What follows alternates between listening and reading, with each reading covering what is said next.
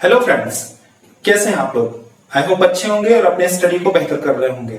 आज हम लोग एक नया सीरीज स्टार्ट कर रहे हैं। यहाँ पे हम लोग संविधान के हर एक टॉपिक से महत्वपूर्ण सवालों को उठाएंगे जो आपके एग्जाम में पूछे गए हैं और उनको सॉल्व करते हुए साथ ही साथ हम लोग उस टॉपिक को भी क्लियर करते चलेंगे। यहाँ पे जितने भी महत्वपूर्ण सवाल होंगे वो आपके किसी न किसी परीक्षा में पूछे गए होंगे। मिनिमम 20 क्वेश्चन हर एक टॉपिक से हम यहाँ पे लेंगे। ध्यान रखिएगा, ये बहुत ही अच्छा अप्रोच होता है किसी भी एग्जाम को क्रैक करने का या किसी भी टॉपिक में एक समझ बनाने का। तो यहाँ पे मैंने सारे टॉपिक्स एक लाइन में लिख दिया है। नियर अबाउट 33 टॉपिक्स हैं, मेजर टॉपिक्स।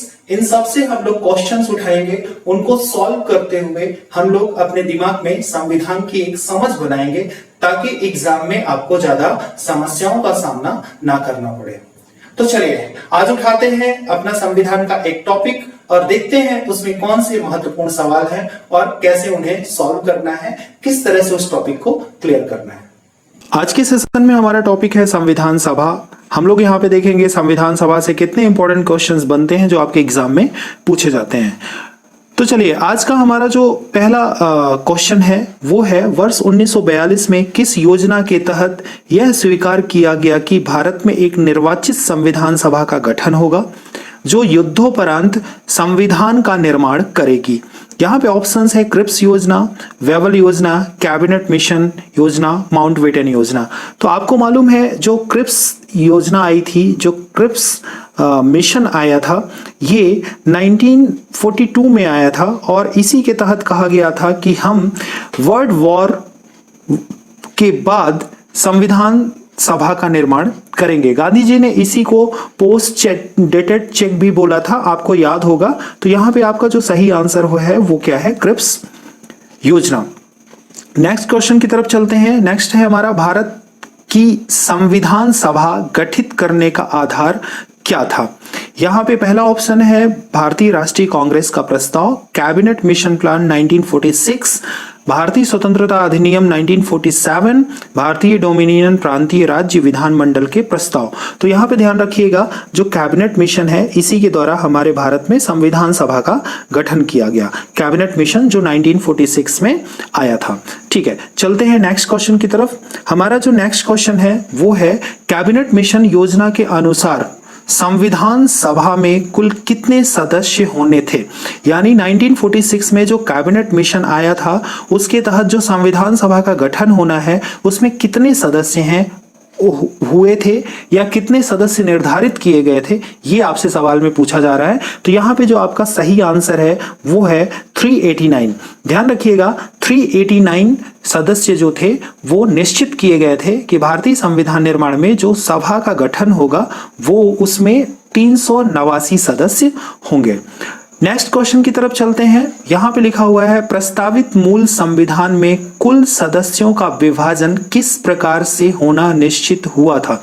ध्यान रखिएगा कैबिनेट मिशन में मैंने आपको बताया कि 389 जो मेंबर्स हैं वो होंगे, ऐसा निर्धारित किया गया था। अब कितने मेंबर कहां से होंगे ये मैं आपको इस क्वेश्चन में बता रहा हूं। तो पहला ऑप्शन है ब्रिटिश प्रांतों से 292, देसी रियासतों से 93, मुख्य कमिश्नरी क्षेत्रों से 4 और डी ऑप्शन है उपर्युक्त सभी। तो ध्यान रखिएगा बेसिकली जो ब्रिटिश प्रांतों से था वो 229 ही था और 4 हमारे ब्रिटिश भारत में 4 कमिश्नरी स्टेट थे, तो टोटल हो गए थे 296। ये आपने देखा होगा। और 93 जो थे वो कहां से थे, देसी रियासतों से। तो यहां पे जो सही जवाब है वो क्या है, ऑल ऑफ द एबव। ठीक, तो यहां पे आपको ये भी मालूम हो गया कि 389 मेंबर्स जो निर्धारित किए गए थे उनमें से कितने मेंबर कहां से चुने जाएंगे, ये भी इस क्वेश्चन में आपका क्लियर हो गया। चलिए अगला जो हमारा प्रश्न है, संविधान सभा में विभिन्न प्रांतों के लिए 292 मेंबर्स का निर्वाचन होना था। इसमें से कांग्रेस के कितने प्रतिनिधि निर्वाचित होकर आए। तो अभी मैं आपको आगे के क्वेश्चंस में यह भी बताऊंगा कि जो इलेक्शन हुआ वो कब हुआ। ठीक, यहां पे आपको यह बताना है कि जो 292 सदस्यों का निर्वाचन होना था, क्योंकि इसमें चुनाव में बहुत सारे ऐसे थे जो चुनाव में पार्टिसिपेट नहीं किए थे, ठीक है। तो यहाँ पे आपको ये देखना है कि 292 जो मेंबर्स थे उसमें से कांग्रेस कितने सदस्य थे। तो यहाँ पे ध्यान रखिएगा, कांग्रेस के जो सदस्य थे वो कितने थे, 208 सदस्य थे, ये क्लियर रखिएगा। अगला जो हमारा सवाल है उसमें आपसे पूछा जा रहा है कि संविधान सभा में किस देसी रियासत के प्रतिनिधि ने भाग नहीं लिया। ऑप्शन है हैदराबाद, जूनागढ़, लाहौर और दिल्ली। तो ध्यान रखिएगा, दिल्ली तो नहीं, बट यहाँ पे आपको ध्यान रखना है कि जो हैदराबाद रियासत थी, ठीक, यहाँ पे जूनागढ़ रियासत भी है, तो इसी में आप कंफ्यूज होंगे हैदराबाद या जूनागढ़।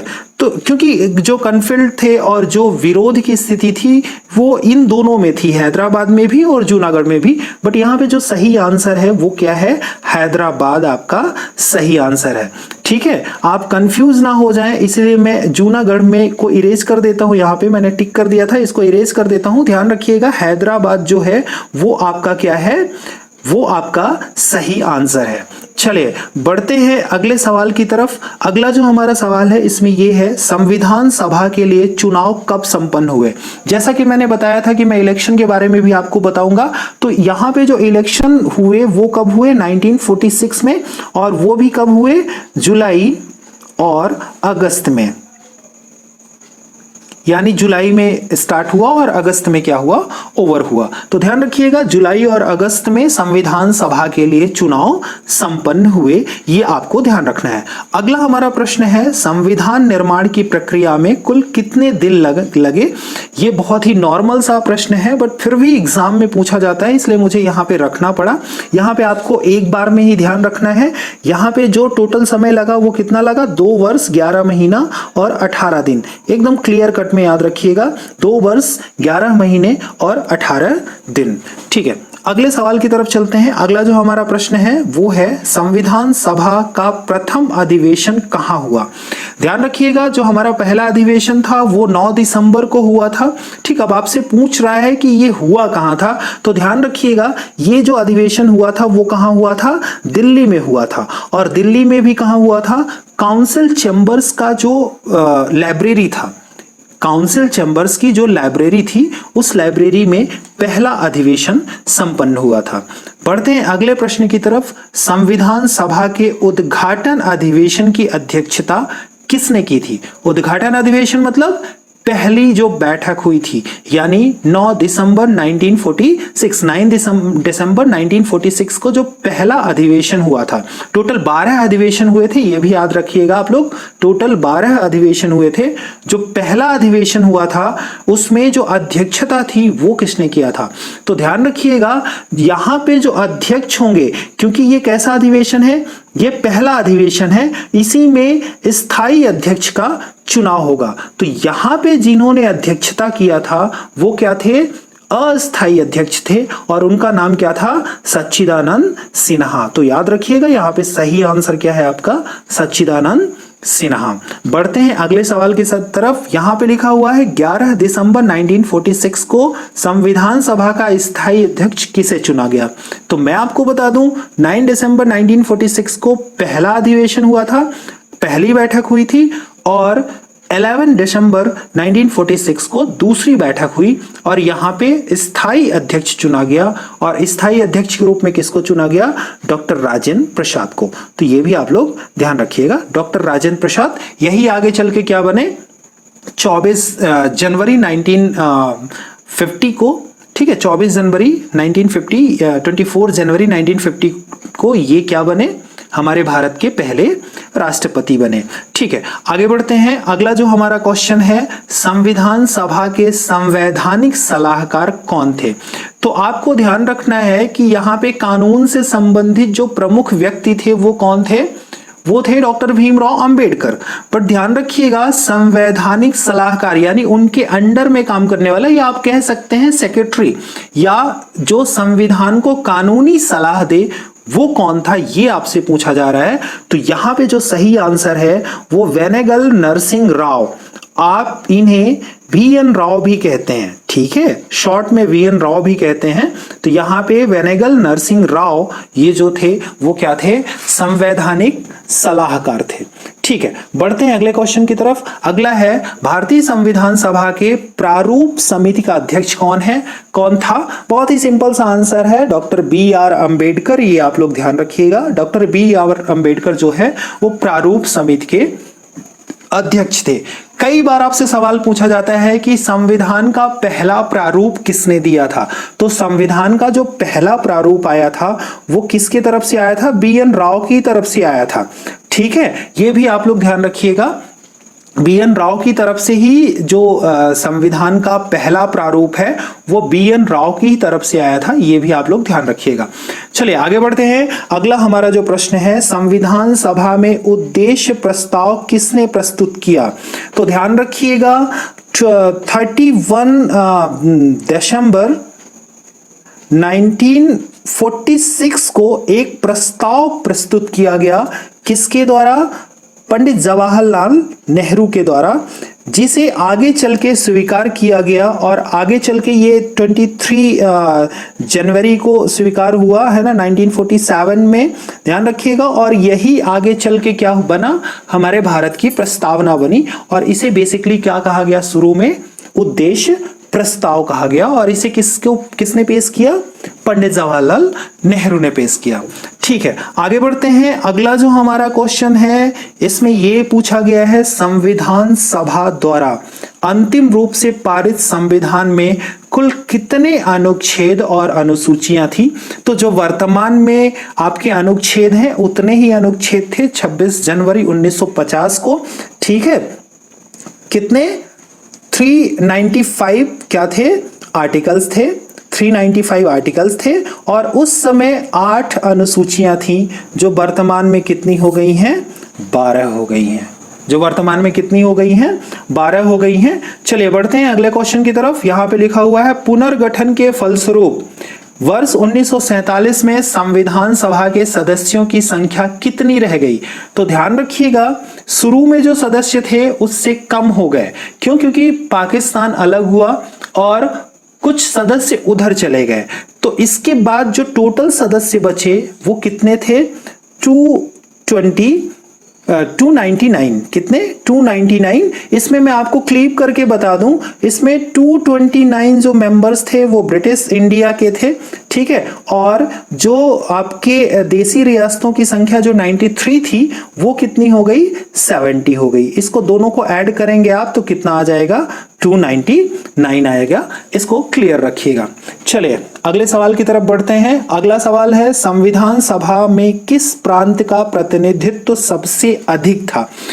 तो यहां पे देखिए, यहां पे वैसे तो मद्रास का भी प्रतिनिधित्व बहुत ज्यादा था, बट यहां पे आपसे बंगाल, चेन्नई, मुंबई और संयुक्त प्रांत बोला गया है। तो ध्यान रखिएगा, यहां पे जो आपका सही आंसर होगा वो क्या होगा? संयुक्त प्रांत। ठीक है, यहां पे जो आपका सही आंसर होगा वो क्या होगा? संयुक्त प्रांत। ओके, बढ़ते हैं अगले सवाल की तरफ। यहां पे लिखा हुआ है, BR अंबेडकर का संविधान सभा में निर्वाचन कहां से हुआ? ठीक है, पूछा गया BR अंबेडकर का संविधान सभा में निर्वाचन कहां से हुआ? तो ये कहां से निर्वाचित हुए थे? पश्चिम बंगाल से निर्वाचित हुए थे। कहां से? पश्चिम बंगाल से निर्वाचित। अगला सवाल है, संविधान को 26 जनवरी के दिन लागू करने का निर्णय इसलिए किया गया क्योंकि, यानी आपको यह बताना है कि 26 जनवरी को ही क्यों इंफोर्स किया गया इंडियन कॉन्स्टिट्यूशन को, 26 जनवरी 1950 को ही क्यों इंफोर्स किया गया, इसका रीजन आपको बताना है। तो ऑप्शंस पे नहीं चलते, हम आपको सीधे आपको बता देते हैं। देखिए, कांग्रेस का एक अधिवेशन हुआ था 1930 में और 26 जनवरी को ही स्वतंत्रता दिवस के रूप में मनाया गया था। यानी 1930 में कांग्रेस के एक अधिवेशन में 26 जनवरी को स्वतंत्रता दिवस के रूप में मनाया गया। यही वजह थी कि भारत में कॉन्स्टिट्यूशन को 26 जनवरी 1950 को इंफोर्स किया गया। तो इसका सही आंसर जो है वो क्या है? फर्स्ट ऑप्शन है, ए ऑप्शन है। ठीक है, तो इस तरह से ध्यान रखिएगा, हमने आपको जितने संविधान सभा से इंपॉर्टेंट क्वेश्चंस बन सकते थे जो एग्जाम में आ चुके हैं उनको हम लोगों ने क्या किया, डिस्कस कर लिया। अब देखिए ऐसा नहीं है कि हमने सारे इंपॉर्टेंट क्वेश्चंस करा दिए हैं, इसलिए प्लीज आप बुक को रेफर करिए, बुक में जाइए, वहां पे और जो क्वेश्चंस बनते हैं उनको भी सॉल्व करिए। जितनी चीजें हैं उनको थोड़ा सा और रिवाइज करिए, क्योंकि हमने जितने यहाँ क्वेश्चन से कंसर्न जो टॉपिक थे उनको हमने क्या किया, डिस्कस कर दिया। बट सारे टॉपिक डिस्कस नहीं हो पाएंगे क्वेश्चन के थ्रू, है ना। तो हमारी वीडियोस आ रही हैं जो टॉपिक को हम वहां पे एक्सप्लेन करेंगे, तो आप उन वीडियोस को भी देखिए। आप अगर इंडियन कॉन्स्टिट्यूशन प्लेलिस्ट में जाएंगे हमारे चैनल में, तो वहां पे आपको वीडियोस मिलेंगी, हर एक टॉपिक को हम वहां पे क्लियर करेंगे। इस सीरीज में हम लोग क्या कर रहे हैं, इंपॉर्टेंट क्वेश्चंस को लेके और उनको डिस्कस कर रहे हैं, ठीक है। तो आई होप जितने क्वेश्चंस यहाँ पे आपके सामने आए हैं वो आपके दिमाग में एक इंप्रेशन बन गया होगा उसका। अगर नेक्स्ट टाइम कभी एग्जाम में ऐसे सवाल बनते हैं तो आप इन्हें सॉल्व कर लेंगे, ठीक है। तो चलिए, आशा करूंगा कि आपको ये वीडियो पसंद आ रही होगी। अगर पसंद आती है वीडियो तो प्लीज लाइक शेयर किया करिए, ठीक है। सब्सक्राइब करिए, बेल आइकॉन को प्रेस कर दीजिए जिससे आपके पास वीडियो का नोटिफिकेशन पहुंचे। और सबसे बड़ी बात, प्लीज वीडियो पे नीचे जाके कमेंट सेक्शन में कमेंट भी किया करें कि वीडियो कैसी बनी है। अगर कुछ इंप्रूवमेंट हो तो आप प्लीज उसे सजेस्ट भी कर सकते हैं। हम उन सजेशंस को क्या करेंगे, अपने वीडियो में आगे उसको क्या करेंगे, लाएंगे, जिससे और वीडियो अच्छी बन सके। तो आई होप आप ऐसा करेंगे और अपनी पढ़ाई को स्ट्रांग करते रहेंगे। तो चलिए, लास्ट में best of luck, good day, thank you so much.